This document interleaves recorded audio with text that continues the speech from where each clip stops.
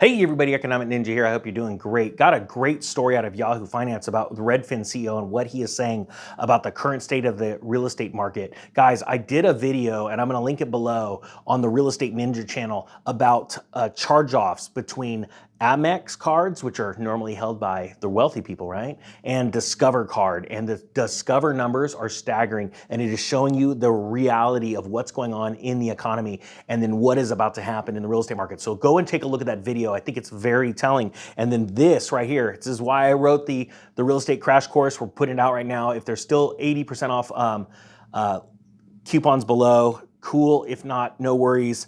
Once it's done, it's going back up in price. But let's talk about Redfin. Redfin CEO Glenn Kelman calls housing market stronger than anyone could have hoped. Says the housing market is coming off one of its most challenging years since the financial crisis, but signs of a turnaround are emerging in early 2023. All right, we're going to hold back our comments right now. Put down in the comment section if you think right now it's turning around. According to Redfin CEO Glenn Kelman, and just little side note, the man's company Redfin gets paid more when the economy is strong and people are buying real estate. Okay, when nobody's buying real estate, they don't make a lot of money. So I'm just letting you know. Okay, the market could still easily falter, Kelman tweeted this week, but housing in January has been stronger than anyone could have hoped. Now, here's some interesting tweets he put out right here. What grieves me as a supporter of dense, sustainable housing is how many people are leaving cities, and especially condos, which are still hard to sell. But what Mrs. Ulrich said about this trend still struck a chord. People are really trying to find their sanctuary. And then the next tweet, maybe the sea change our country is going through, in which each of us got to live where he wants, wasn't a fad, but unfinished business, cut short by a rate hike. The market could still easily falter, but housing in January has been stronger than anyone could have hoped. And hope is exactly what he's trying to give you. And I'm going to be honest with you, you can hope in one hand and do something in the other, see which one fills up first. And the facts are, hope is just hope. I mean, I hope something's going to go up, but the facts are every 7 to 10 years, we see a downturn in the economy, in the housing market. Why? Because of the interest rate cycle and what the Federal Reserve does with rates. And so this is really exciting to me, because as they're trying to pump you up and say, hey, in December, we saw a surge in refinance activity. Mortgages were taken out because we saw a dip in rates. That's just that last cycle of what I call the foolish money or dumb money moving in, because they are so panicked that they're never going to be able to afford a house because rates aren't going any lower, or they just got this little reprieve, or the housing prices just keep going higher and higher. But the fact is, and this is one of the lessons I taught in the real estate crash course, as inventory dries up, it means the health of the sector is really, really on life support, because people want to be able to move into a nicer home. They want to be able to move to a nicer location, a bigger home, but they literally do not have the money to do that. You literally could not sell your house right now, turn around and get a loan on the house next door to it and buy the exact same size. You couldn't afford it because the interest has gone up so much. The county or city taxes have gone up exponentially. The facts are, you can't move. So that is the sign that we are tilting right now.